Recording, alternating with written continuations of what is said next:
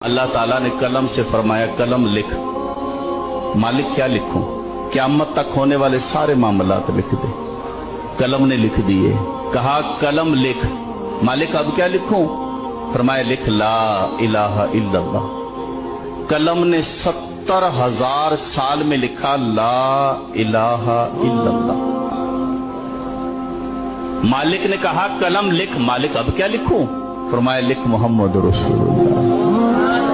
कलम ने जब मोहम्मद की मीम लिखी ना तो कलम पे वज्द आ गया। कलम गिर गई, इसमें कत लग गई। कलम गिरी रही, फिर उठी। 70,000 साल में कलम ने लिखा मुहम्मदुर रसूलुल्लाह।